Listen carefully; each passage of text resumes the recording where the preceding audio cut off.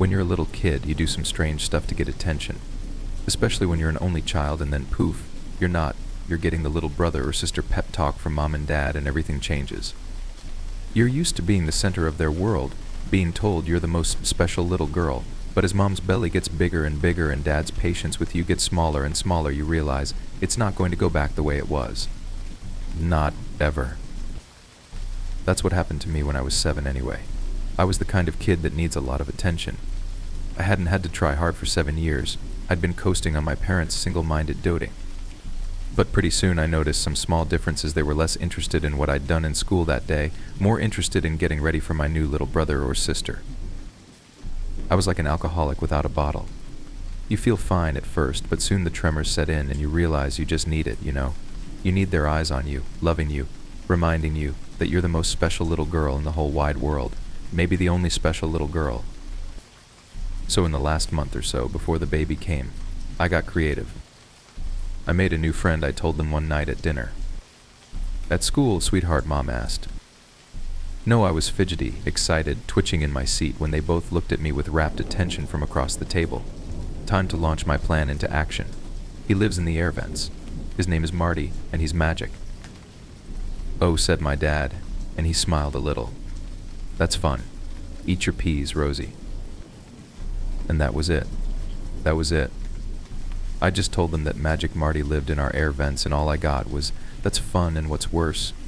They went back to talking about the baby. I always heard that word with an ominous sort of importance, and whether they thought the nursery could be painted over the weekend or not. I stewed and pushed peas around my plate. I knew I was going to think of something better. Something to make them ask me questions about Marty, about me, like they used to. Stupid baby. I didn't care if it was a brother or a sister. It was a pain before it even got here. Over time, I came up with new tidbits about Magic Marty and how amazing he was. He only ate jelly beans. He could move things with his mind. He had a cat named Baseball, and he was my very best friend. Mom and Dad didn't care all that much. I mean, sure, they smiled and nodded and gave me the barest hint of recognition. They had their minds on other things.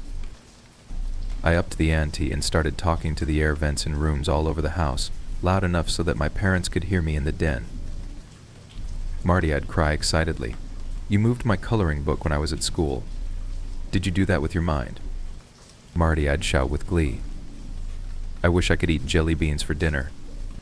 "Marty," I'd exclaim, "have you let Baseball out? Kitty cats need exercise." Nothing. The dumb old baby got everything. I started wondering if I was really so special after all. After one particularly hard day when I'd brought home a gold star paper and Mom left it on the counter, didn't even bother to put it up on the fridge with one of my favorite fruit-shaped magnets, I crawled under my bed. I'd hidden under there before during games of hide and seek with my best friend Brittany, and that day I didn't even want attention anymore. I just wanted to hide away from the world and think about how things used to be. I lay there glumly on my stomach with the dust bunnies, chin on my hands, trying to decide whether or not I had it in me to even cry when I noticed at the air vent. A slotted metal rectangle set in the carpet hidden by my bed. Mom sometimes yelled at Dad for rearranging the furniture. He covered the vents up, and then they had an argument about whether the air conditioning could even cool the room properly, with some huge couch covering it. I guess she'd never noticed the vent under my bed because there'd never been a fight about that one. I don't know why, but I started talking to it. For real. Up until then, it had all been stories and playing for show, but that day I decided if I wasn't going to be the most special little girl anymore, I may as well have a friend, even if he was a made-up one. I told Magic Marty I thought Baseball was a very good name for a cat. I said moving stuff with his mind must be hard, but it was a neat trick to have. I confessed that it was really cool he only ate jelly beans. I liked the red ones best. Which color was his favorite? And the air vent said, "The pink ones." A pause, and then "They taste like cotton candy." I stared at the vent. I had a hell of an imagination, sure, but even at 7 I knew that voices weren't really supposed to come out of the air vents. "Oh," I said, lifting my chin from my hands. I didn't really know what to say, you know. "You're a very nice little girl." Rosie, the voice, was a man's voice, pleasant and lilting, almost like a song. It was, if I'm being honest, exactly as I thought Magic Marty should sound. "You're a very nice little girl for talking to me, telling such wonderful stories about my life to your parents. You're a very special little girl." Wow. Thanks, I said, surprised. It felt like the first nice thing someone had said to me in a long time. Then I mean, if someone as great as Magic Marty thought I was special, maybe it was true. Wait. But I made you up, Marty. There was a long pause. Then in a tone that almost held a chuckle in it. Are you sure, Rosie? Suddenly, no. I wasn't sure at all. Rosie, my special little girl, how could you make up all of my magical adventures? You're special, yes, but you're not magic now. Marty did laugh, a wonderful musical sound that made me giggle a little too. How could you make up good old baseball here? A pleasant meow floated through the metal slots of the air vent. Marty had a point. I mean, all those crazy things that he could do, and a cat, a real-life cat that meowed and everything. I couldn't have made it up, not on my own. It only made sense that I'd been talking to him all this time for real and just been so distracted by the baby. Magic Marty, I said, laying back down again. I don't want a little brother or sister. I miss when Mom and Dad liked just me. Baseball meowed again, and this time it sounded sad. Of course you don't, Magic Marty said sympathetically. Of course not. What good are babies anyway? Garbage. Noisy little stinkers. They can't even do a cartwheel. He let this sink in before prodding slyly. I bet you can do a cartwheel. I can, I cried out, eager to scramble out from under the bed to show him, but he shushed me right away. Quiet now, Rosie. If your parents find out we're friends, well, they may not like that I live in the air vents so much. They may decide to make me go. The idea struck me with such cold horror that I scooched even closer to the vent, nearly pressing my face against its smooth metal. No, Marty, no, I'd only just found my new friend. How could my parents make him go so soon? They're going to have their stupid baby. Why can't I have you for my friend? There was a small, hard lump in my throat that I couldn't swallow down for some reason. I was on the verge of tears. Don't cry, Rosie said, Magic Marty in a voice as sweet and smooth as honey. I will think of something. For the next month, Marty and I talked about everything. Every day after school I would crawl under my bed, push my face close to the air vent, and tell him all about my day. I told him when Arthur traded me his plastic snake for my slide whistle. I told him how we only needed 3 more gold stars to get a class pizza party. I told him that Marissa S. was the best hopscotch player I'd ever seen. Marty oohed and ahed and asked questions, asked for more. He also asked when he thought I'd be getting a new brother or sister. I told him I didn't know. One day I came home and Teresa, my teenage neighbor 1 house over, was sitting on the couch instead of my heavily pregnant mother. Hey Rosie girl, she said as I walked in and dropped my backpack. Your mom and dad are at the hospital. You're going to have a new little brother or sister soon. Neat, I said, but I didn't think it was neat at all. I'm going to my room. Under my bed, I moped and played with my plastic snake. When you held it by its tail, the segmented pieces slithered back and forth like a real snake. My plastic snake was neat, the baby was garbage, like Marty said. It's coming, isn't it? Rosie Magic Marty's voice asked me from the vent. Yeah, I wiggled the snake back and forth, back and forth. Maybe tomorrow, or a few days, I don't know. I don't care. Do you think it will be bad when it gets here for the first time? There was something else in Marty's voice, not laughter, not honey, something else. Do you think it will be very bad? For you, Rosie. Do you think your parents will even look at you ever again once that stinky little thing is here? Do you think it will be even worse? I hadn't even considered it. I knew the new normal, sure, but it never crossed my mind that things could get worse. Baseball let out a plaintive mewl. What do you think, Marty? I asked, worried. I think he said after a very long moment that I promised you I would think of something, and I am so very pleased to tell you that I have. A glimmer of hope. I glanced left, making sure Teresa couldn't hear us, then looked back at the vent. Really? You can fix everything? You can make it so the baby doesn't ruin it. Oh, Rosie girl, Marty let the words draw out like stretching a wad of chewing gum. I'm magic. I can do anything. Magic Marty told me to wait. He told me he would fix everything. He was my friend, so I believed him. Mom, Dad, and stupid baby Sophie came home a few days later. She was a pink bundle of squished up skin and soft little tufts of hair. I had to admit, she was sort of pretty, and it was kind of neat how small she was. I didn't like how she sounded when she cried, though, and that first night she was screaming loud. so loud I got under my bed and put a pillow over my head, hoping that if I couldn't block out her cries long enough to sleep that maybe Marty would be around and we could talk about his secret plan. "Marty," I whispered. But no one answered. Baseball I tried instead. Nothing. After a while, the muffled sounds of Sophie's shrieks finally stopped and I fell asleep under the bed, hoping that Mom and Dad hadn't found out about Marty before he could fix everything. When I woke up, my room was full of light but dark at the same time. Strobes of red and blue streaked the walls like fireworks on the 4th of July. I was waking up because someone was pulling at me, trying to get me out from under the bed. For half of a sleepy second I was sure it was Marty. He was pulling me out because he didn't have to live in the vents anymore. He'd talked to Mom and Dad and they'd decided he could live with us in the house, but then I saw a police officer with a serious, stern face and I knew something was wrong. Police officers were only around when there was something bad. They were around when people needed to be saved. Did I need to be saved? Turns out I did. A neighbor, Teresa's mom I think, had heard screaming and called the police, but it was too late. My parents were found in their bed, shredded into bloody meat. Stab wounds, a lot of them. The autopsy report said, more than likely a robbery gone wrong. Or, more accurately, an abduction gone wrong. Because little 3-day-old Sophie was gone, her brand new crib empty. The police told me I was lucky. Whatever monster had hurt my family probably hadn't found me because I'd been hiding under the bed. Pretty lucky, right? I made it out okay. I stayed with relatives in foster homes, got lots of therapy. I was treated all right. None of the horror stories most unfortunate orphans have to survive. In therapy, I realized that I had made up Magic Marty as a coping mechanism. He'd become more real to me than my parents had, because I so desperately needed to think that someone found me special.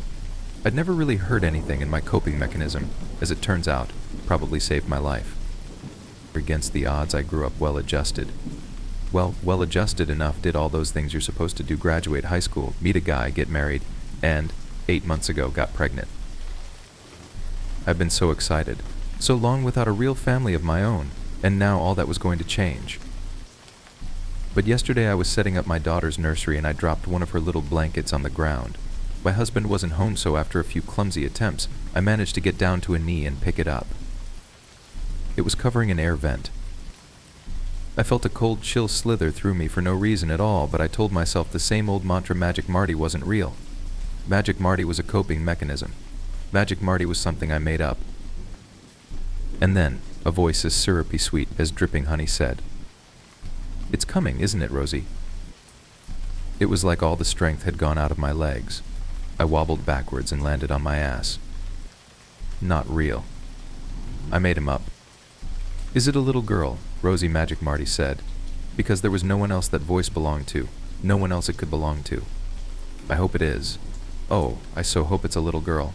Do you know why, Rosie girl? "You're not real," I said, but I didn't believe it, and I suddenly realized I never believed it. Because I fixed it, he started laughing then, and somewhere in the laughter I thought I could hear the yowl of a feral cat. I fixed it just like you asked, and you don't even know the best part. I just wanted to feel special. The best part, Magic Marty chuckled, was how she tasted.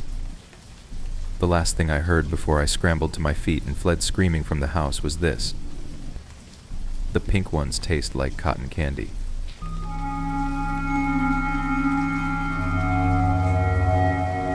I read somewhere that when a clock's owner dies, that clock stops. While there's no evidence to support such an outlandish claim, it's interesting to regard. However, if it happens to be true, then I have a problem. I've always admired clocks.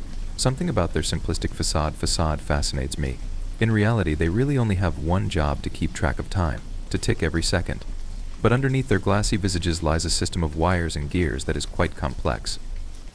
Due to this fascination, I have amassed quite a few clocks. Every single one of them stopped at 1:13 p.m. today. When I got home from work, I went straight upstairs to change from my work clothes into something more comfortable. The book one had left on my dresser from the previous day greeted me as I entered. My friend and co-worker, Randy, had given it to me. The bold crimson letters on the cover read "Daylight Savings Time, what the U.S. Government doesn't want you to know he's big into that kind of stuff." I promised him I would read it so we could talk about it the next time we hung out. The rest of my day was booked. It was then that I first noticed something was off. There was an unusual, oppressive silence to my room. See, I found comfort in the symphony of groans, creaks, and clicks of my house. The orchestra of old floorboards, papery walls, and rhythmic clocks, all playing in tune, soothed me in a way. Clearly, I had grown too accustomed to the music, as I was acutely aware when one of the sounds was missing. An inadvertent side glance revealed to me the clock on my bedroom wall, which no longer ticked in time. I approached the clock. Light from the midday sun flooded in through the adjacent window and danced across its face. Out of all the clocks in my collection, I was particularly fond of this one. In fact, I would venture to say that it was my favorite. My father had gotten it for me when I was a child. I greatly enjoyed its design as well. Each number was accompanied by the naval pennant for said number. This gave the clock's face a dazzling array of bright yellows, deep blues, and rich reds. Growing up, for some odd reason, I had an affinity for maritime collectibles. My panoply of model ships meant the world to me. Sadly, I lost them when my father's house burned down several years ago. I guess you could say this clock was a part of that collection, the sole surviving vessel of my long-lost fleet. It had indeed stopped. The hour hand hovered languorously to the right of the 1, the minute hand just above the 3. 1:13 p.m. Batteries must be dead, I thought. Admittedly, it had been several months since I last replaced them. A quick battery change would have it up and ticking again in no time. I rummaged through my room, managing to find 2 seemingly new batteries. I flipped the clock over and popped them in, waiting in anticipation for the reinvigorated first tick of a clock with brand new batteries. Silence. Perhaps this is just a bad batch of batteries. I have more downstairs. Problem solved. As I combed through the various cabinets and drawers in my kitchen, I noticed that several other clocks had stopped at 1:13 as well. I stood as motionless as the timepieces. The restless hum of pure silence crescendoed impotently in my ears, lusting for sound. Frantically, I flew from room to room, searching for any noise. Like an ever-tightening noose, reality slowly set it. It wasn't just several clocks that had stopped, it was all my clocks. Father Time had abandoned me. In a futile attempt to console myself, I searched time in Google, hoping in some way that it would tell me everything was fine. I wagered my sanity on one Google search. 1:13 p.m. Friday, August 16th, 2019 ETE is what it said. I swallowed hard. My heart drummed, off-beat in my chest. In what I now acknowledge as a foolish move, I gathered all my analog clocks. I spread the silent fleet across the cold sea of my bedroom floor, the glassy stillness engendering a visceral anxiousness within me. I began fiddling with each clock's dial. I needed at least one of the clocks to move, or make a sound to do anything at all, but like obdurate children they persisted, remaining stuck in place. Panic had long since set in. I paced around my room like a madman, unable to comprehend this nightmare. It was in this manic state that I noticed the lumps forming in the center of each of the clocks. It was almost as if a pocket of air had gotten trapped beneath the glass. For some reason, my eyes once again drifted to the book Randy had given me. It beckoned me. I decided to call my friend. The line droned as it rang. A moment later, it clicked as the call connected. Hello. Randy. Hey, my voice quivered as I spoke. What's up, dude? I can't remember the last time we had a phone conversation. Everything okay? I hesitated. Totally. I was just curious, are your clocks still working? Weird question. I know I forced a laugh. What kind of joke is this, man? Indulge me, I replied. He huffed. Yes, my clocks are still working. What's this about? What time is it? 2:30. Are you sure you're okay?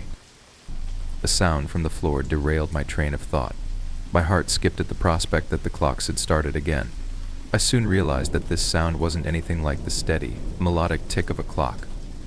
This was the sound of something living, organic. It was squelchy, repulsive, and it was coming from the clocks. I have to go. Thanks, Randy. Hold on. I hung up before he could finish. The sound suffused the air around me. Within the span of my phone call, the protrusions had swollen to an obtrusively large size. I stared down at my favorite clock, watching as its design stretched taut over the emaciated face that now revealed itself. This thing's other limbs, of which there were far too many, followed suit. They sloshed and gurgled as they emerged from each of the other clocks, continuing this preternatural birth. I thought that maybe if I separated the clocks again, I could stop this, or at most slow it down.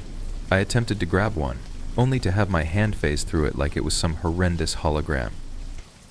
A concoction of revolt and unease brewed inside me. I no longer cared that these were my most treasured and expensive clocks. I just wanted to stop this. I wanted to destroy them all, watch them burn, turn to dust, anything to get rid of them. But something deep down told me, no matter how hard I tried, I would never be able to destroy them. Light from the open window faded as an untimely twilight crept over the landscape. All too quickly, malignant darkness bathed my room. I thought Randy said it was only 2:30? With the arrival of nightfall and the repugnant mix of rot and melting plastic beginning to permeate the air, terror burrowed deep into my mind. Despite the inky void that now lay before me, I could make out several of the thing's limbs, swaying uneasily in a non-existent breeze. Its head shook in listless, uneven motions. It had grown substantially in the mere seconds it took the sun to retreat. This thing would manifest very soon, and I didn't want to be there when it happened. I fled downstairs and hid in the guest bedroom, which coincidentally was right beneath my room. I did the only thing I could think to do at that moment. I called Randy. So now you want to talk. What is up with you, dude? You're not acting right. Something's coming after me, Randy. You've got to help me. It came out of the clocks, every one of my clocks, they're ... melted. It's in my room. Something horrible is coming. Slow down. I can't understand you. What happened to your clocks? Just get over here as soon as you can, please. And bring your 12 gauge. I'll be there. Putrescence clogged the air as the creature's smell invaded my hiding spot. I fought back the urge to gag. That was about the same time it started making noises. Keening, whiny, and high-pitched, laced incongruously with low, booming undertones. It was almost finished. My phone began vibrating in my hand. I knew before checking. It was Randy. Randy, where are you? I whispered. What do you mean? I've been knocking on your door for like 2 minutes. Is it safe for you to come to the door? The noise from upstairs hadn't become loud enough to drown out the sound of someone pounding on my front door. If Randy had indeed been rapping on the door, I would have heard it. Randy, there hasn't been any knocking. I don't understand, he responded. Try the knob. Through the phone, I could hear the doorknob click as Randy entered. It's unlocked. I'm running upstairs right now, he said. The truth hit me like a freight train. He wouldn't find anything up there. There's nothing here. I've had enough of this. Just tell me what's going on. I couldn't muster the strength to respond. What the hell is going on? He shouted into the phone. Can you do me a favor? Not until you tell me what's happening. Check the clock. The line went silent for a moment. What about the clock? His words were brisk. What does it say? I intoned. It says 1:13. But that's wrong. I'm hiding in the guest bedroom. Come downstairs and I'll explain everything. The line went silent once again as Randy made his way downstairs. Okay, I'm here and you're nowhere to be found. So, what's going on? When I got home from work, I found all my clocks stopped at 1:13. I paused, letting the numbers linger in the air. I don't know if it's a sign, or if this is some sort of divine punishment, but ... it's dark here, and there's this thing emerging from the clocks. I can hear it scratching on the floor upstairs. I don't want to find out what happens when it fully emerges. I don't know why you can't see me, though. I was hoping that you might know. You're not really in your house, he muttered. What? See, there are so many people who disappear each year under mysterious circumstances, but upon closer inspection, those circumstances aren't really that mysterious. It's the government performing some sort of experimentation. I'm not following. Let me explain.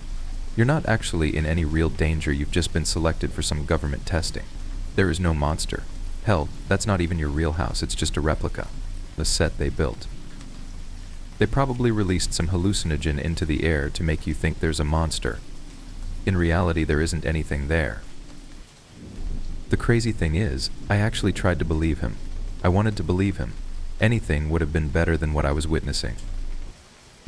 But he paused. No, I don't think that's right. The government could pull off pretty much anything, but in all the documented cases I've read, they've never done something on this scale. I mean, making it nighttime to further induce terror? I've never seen that before. Randy, I interrupted. He continued.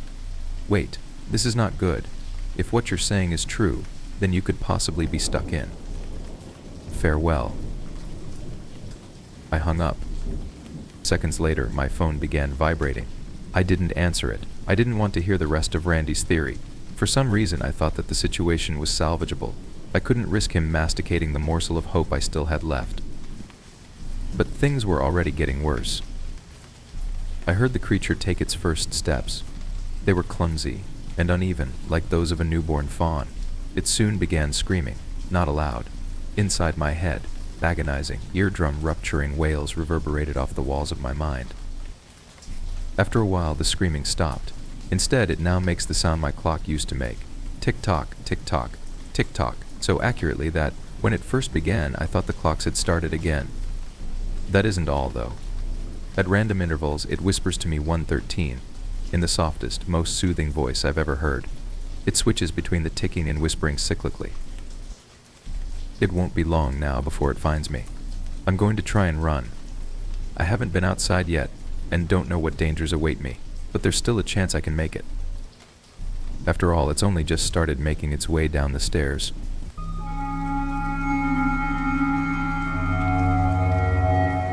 There is no free will. Those are the first words I ever read. I woke to them every day for many years. They were written on a sign. The sign was hung above the opposite row of bunks in the sleeping barn. I have no memories from before the farm. I assumed I was born there. None of the children there knew why we were here or where we came from. Nobody even knew how long we had been at the farm. Some children aged, some didn't. I can't remember much, but that's what happens when you are not given too much to remember. I remember always being deliriously hungry. We would be fed 3 small meals a day, but before everyone, Headmaster run on sign and would make us watch him sprinkle a few drops of clear liquid from a label-less brown bottle on the food. Then he would serve behind a steel door and slide out each meal through a window so you never knew if your meal was poisoned. Most of us danced around the edges of their food. Nobody was eager to dive in, not when we had seen a dozen kids turn blue and die in front of us after picking the wrong meal. Several of us rarely ate the food I never ate from my plate. I would scavenge what little clean scraps there were in the garbage. I ate 4 crows. They are just as disgusting as saying implies, and I would go full Renfield and eat flies, ants, dandelions, cockroaches, clovers, pillbugs, anything living and somewhat edible. I would keep the spiders. I had a special place for those. The 20 boys and 30-odd girls worked the fields that provided all the food to the farm, a crumbling wood compound fenced by tall barbed wire and the surrounding woods. Past that, the wilderness. Even though there wasn't spotlights or guards, the farm was much more inescapable than a prison. Every few weeks, Headmaster Zynon would take the near 100 of us to the edge of his farm, where he would blow a strange brass whistle. Bloodshot German shepherds sprang from the underbrush, as if they had been waiting for his call, mouths foaming as they gnashed their teeth on the rusted barbed wire, threatening to break in and chew us alive as the headmaster coldly smiled and spoke with a voice that sounded like gunshots fired far away. They're old guard dogs gone rabid. I have learned through one of you how to train them so they only obey me, and if you run they will kill you, or make you wish you stayed here with me. The farm never had answers. Very few people came, the rare delivery trucks, a prison bus, a black-tinted window Thunderbird that made a powerful turbine roar, as if rocket engines were installed under the hood, and they only dealt with the headmaster. The only person to leave with the driver of the Thunderbird. There was a rumor that we were not real kids at all, that Headmaster Zynon was a demon who crafted us all from blood and ash. We never dared speak to the headmaster, and asking a question was ludicrous, as a question would mean a touch from his hard, cruel hand, an hand that made the surrounding air a pincushion of pain that would sting your skin, even if his hand grazed yours. But above the poisonings, back-breaking labor and cleaning, scavenging for food and never knowing a single day what was going on, we feared the night's worst of all. Being exhausted from working in the fields all day wasn't enough to overcome the fear to sleep. When it was darkest and the air had fallen still, we would hear the headmaster's creaking footsteps just appear in the center of the drafty barn without any kind of warning. Sometimes we would hear him walk on the roof, up the walls. on the ceiling. I can still hear his breathing if I close my eyes, that sick pig's wheezing, agonized breath that sucked air in and out in a guttural exhaust. The breathing and the footsteps would circle and circle until he heard someone cry. That's when the taken would give one last cry before they were gone, along with the headmaster. The missing child would return to their beds in the morning bearing new marks. A glancing finger left a nasty red and purple smear on one side. Sometimes a black fingertips dotted their bodies. We would never say anything about these marks to anyone. We were always afraid the headmaster would hear and give us matching marks to boots. Sometimes he would touch you with his entire palm, leaving a wrinkled imprint as raw and painful as hot iron brand. I had a few marks as well, but I considered myself lucky that I only had a few marks, as far as I could tell. I was one of 4 boys and 5 girls who cleaned the headmaster's home, the farmhouse. I cleaned the bathrooms and emptied out the shit cisterns by slop bucket and rope. I cleaned the bathrooms, and eventually I found a few loose ceiling boards above the toilet when I was scrubbing for mildew, standing on the windowsill. They were right above his toilet. I began thinking. This was my life for what felt like many years. I swore I could have named 25 separate times the frost came, but we had no way to keeping track of time, not even by our ages. I swore sometimes we would see a kid go from looking 13 to 14 back down to looking half that. Time made no sense at the farm, and I knew that I wasn't going to get out by waiting. When I had woke one morning to find a searing red-hot handprint of Headmaster Rannon's sign-on my upper arm, a hazy starvation-induced plan emerged from the fog of my brain. I went to the special place by the cisterns where I had kept every black widow spider I had come across. I kept them behind a false brick on the side of the farmhouse, where I had once collected 8 of them and discovered that black widows were cannibalistic when grouped together. Only the strongest survived. I kept hosting tournaments until 108 black widow spiders were reduced to 26 of the most toxic, twitchy and bite-crazy widows you never want to meet. I was bitten only twice and came very close to an agonizing death both times. I knew one bite wouldn't do a monster like Xenon in. I was ready to enact the last stage of my plan when everything changed on a cold day in early December, when a helicopter as black as the Thunderbird made a couple of low circles over the farm. Renon's Sinon went insane. He poisoned half of the meals the day after the helicopter came, and after breakfast he took us all outside to form a queue outside the chicken slaughterhouse. When he began leading us in one by one, a few joined me and ran. Judging from the screams, he caught most of the runners, but he didn't catch me. I spent many nights fantasizing about this moment, when I wasn't listening to his footsteps of sick breathing. I put the black widows inside an old compartmentalized chocolate box scavenged out of a wood pile, perfect for keeping each one locked away. I went up through the floorboards and hid in the space in the bathroom. The headmaster may not sleep through this paranoia, but everyone's got to go eventually, even monsters. Those cisterns didn't shit themselves. It was dark by the time that he arrived with his candle. The sound of him pulling down his trousers and his simultaneous grunt masked the sound of me moving the planks above him aside and pulling the lid off the box of 26 nightmares, showering the headmaster with ravenous, crazed gladiators. My beauties began biting the headmaster as soon as they landed. The terror of the child farm, the demon named the Raunan Sinon, lied curled around his toilet, eyes swelling shut, a mouth locked in a disgusted, surprised, outrageous gurgle of horror as spasms racked his whole body. Before his eyes swelled completely shut, he saw my small 7-year-old face peering down the hole in the darkness. The missing child. The headmaster began to cackle. I knew this could happen. There is no free will. It's fine. I lived 10,000 years already. I lived your happy summers, wonderful marriages, fruitful successes. Your life was beautiful beyond compare. That's why He smashed a few spiders scuttling around his face, but I could tell he was fading fast. ... You and I are ghosts now, were his last intelligible words before the headmaster's breathing stopped. I hid for 4 hours before carefully making my way to the window, the safest place in the room. The spiders were done and gone. The chopper returned with a convoy of armed men right before sunrise. I was the only survivor of the farm. The captain of the operation was a man named Clinton Moxley, chief field investigator for the Hermetical Office. He adopted me, and I took his last name. He was the one who named me Howard. I told my father what little I knew. He corrected me on a few things. The headmaster's name wasn't Sinon. It was a man named Clark P. Gaines, an anomalous individual. The office he worked tracked the headmaster down here.